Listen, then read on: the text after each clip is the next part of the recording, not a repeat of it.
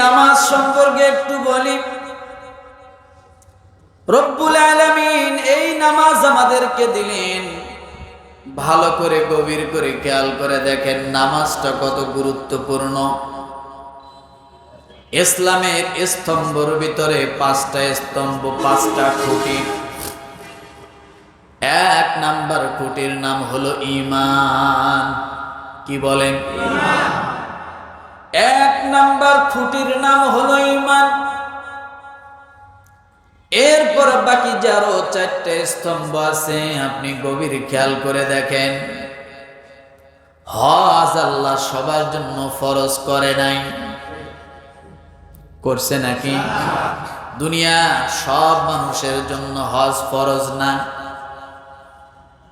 আমি বুঝাইতে চাচ্ছি সালাতটা কত গুরুত্বপূর্ণ, নামাজ কত গুরুত্বপূর্ণ, কেন আমরা নামাজ পড়ি, আল্লাহ কেন নামাজ দিলেন।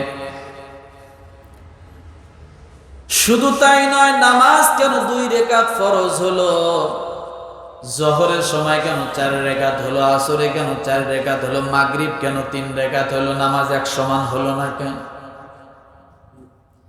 আপনাকে নামাজ সম্পর্কে জানতে হবে, নামাজটা কি, তাহলে নামাজের গুরুত্ব অন্তরের ভিতরে ঢুকবে। আপনার জন্য হজ সবার জন্য না। যার হজ করা ফরজ, যার উপরে হজ ফরজ হয়, আল্লাহ তার উপর হজের বিধান দেয়। এরপরে রোজাও সবার জন্য না, অসুস্থ মানুষ যদি থাকে আল্লাহ তার জন্য রোজাটা মওকুফ করছেন। আও আলা সাফারিন ফাইদ্দাতুম মিন আইয়ামিন উখর ওয়া আলাল্লাযীনা ইউতীকুনাহু ফিদিয়াতুন তাআমু মিসকিন। তুমি যদি মুসাফির হালতে থাকো, তুমি যদি অসুস্থতা অবস্থায় থাকো, রোজা রাখতে অপারগ হও, রোজা রাখার সামর্থ্য তোমার যদি না থাকে, তাহলে মিসকিনকে খাওয়াও অথবা ফিদিয়া দাও।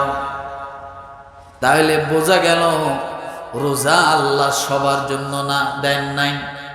যার সামর্থ্য আছে তার জন্য, যার সামর্থ্য নাই তার জন্য রোজা না। তৃতীয়টা আসেন যাকাত। এই যাকাত আল্লাহ সবার জন্য দেন নাই। যার উপরে যাকাত ফরজ হয় সেই মাত্র যাকাত দেবে। এমনও লোক আছে সারা জীবন যাকাত ফরজ হবে না, আছে না নাই? এমনও লোক আছে সারা জীবন হজ ফরজ হবে না, আছে না নাই? তাহলে বোঝা গেল 3টা বিধান আল্লাহর, এটা মানুষের সাধ্যের উপরে দিলেন। কিন্তু একটা হলো ঈমান, দ্বিতীয়টা হলো সালাত। এই সালাতটা আল্লাহ সাধ্যে থাকলেও করতে হবে, না থাকলেও করতে হবে। থাকলেও পড়তে হবে, না থাকলেও পড়তে হবে। আল্লাহ সালাতের বিধান মানুষকে বাধ্যতামূলক দিলেন। গভীর খেয়াল করে বুঝতে হবে নামাজ কি আল্লাহ কেন এত গভীর করে দিলেন। আসলে আমাদেরকে বুঝতে হবে সালাত শাব্দিক অর্থ হলো তাজিম করা, বরত্ব প্রকাশ করা। সালাতের শব্দ কি? বরত্ব প্রকাশ করা, তাজিম করা। অর্থাৎ তাজিম অর্থ হলো সম্মান করা। কি করা? সম্মান করা। ব্যক্তি বস্তুর বরত্ব প্রকাশের জন্য আল্লাহ তাজিমের ব্যবস্থা করেছেন। একজন উস্তাদ যখন আপনার সামনে আসে আপনি দাঁড়ায়া যান। একজন ইমাম সাহেব যখন আপনার সামনে আসে আপনি তার বরত্বর জন্য দাঁড়িয়ে যান। আপনার পিতা যখন আপনার সামনে আসে আপনি তার বরত্ব প্রকাশের জন্য আপনি দাঁড়িয়ে যান। আছে না নাই? এগুলা সব সালাতের অন্তর্ভুক্ত। কিসের অন্তর্ভুক্ত? সব সালাতের অন্তর্ভুক্ত। কিন্তু বুঝতে হবে মুসলমান, সালাত হলো প্রকৃতপক্ষে হলো এটা যেখানে যে তাজিমের মধ্যে আদব আছে, সম্মান আছে, আর আছে মোহাব্বত। এই 3টা জিনিস যদি কারো ভিতরে থাকে তাহলে ওটাই হবে তাজিম, ওটাই হবে সালাত।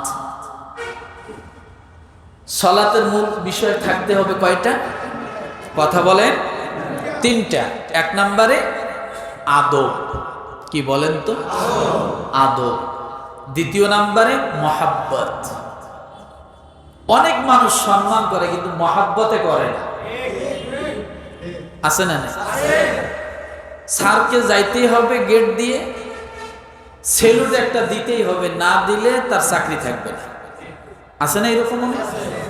তাহলে এই যে সেলুটটা যে দিল, এটা কি আসলে মন থেকে অন্তর থেকে মহাব্বত করে ভালোবেসে দিছে? কেন দিছে? চাকরি বাঁচানোর জন্য।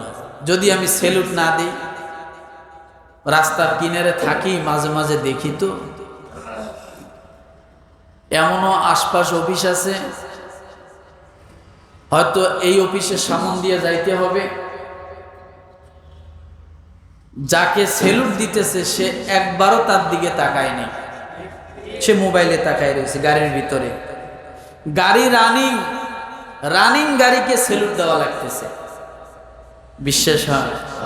আমি দেখছি এটা আর কি, দেখাটা আপনাদের কাছে বললাম। রানিং গাড়িকে সেলুট দেওয়া লাগতেছে।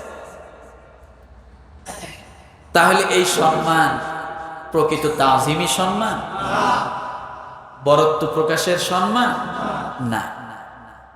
তাহলে সালাত, এটা বুঝতে হবে যে আল্লাহ হজের বিষয়টা বাধ্যতামূলক করলেন না, যার উপরে হজ ফরজ সে করবে, রোজা যার সামর্থ্য আছে সে রাখবে, যাকাত যার দেওয়ার সামর্থ্য আছে সে দিবে, কিন্তু নামাজ সবার উপরে বাধ্যতামূলক। তাহলে এইটা কেন আমার ভাইয়েরা? তাহলে বুঝতে হবে আমরা যে সালাত আদায় করি, এই সালাতে অবশ্যই আদব থাকতে হবে, এই সালাতে অবশ্যই সম্মান থাকতে হবে, এই সালাতে অবশ্যই মহাব্বত থাকতে হবে। যদি তিনটা জিনিস নামাজের ভিতরে পাওয়া যায়, সালাতের ভিতরে পাওয়া যায়, আল্লাহ বলে বান্দারে সিজদা দিতে তোমার দেরি, আমার রহমতের কুদরতি হাত তোমার কপালের নিচে দিতে দেরি হবে না।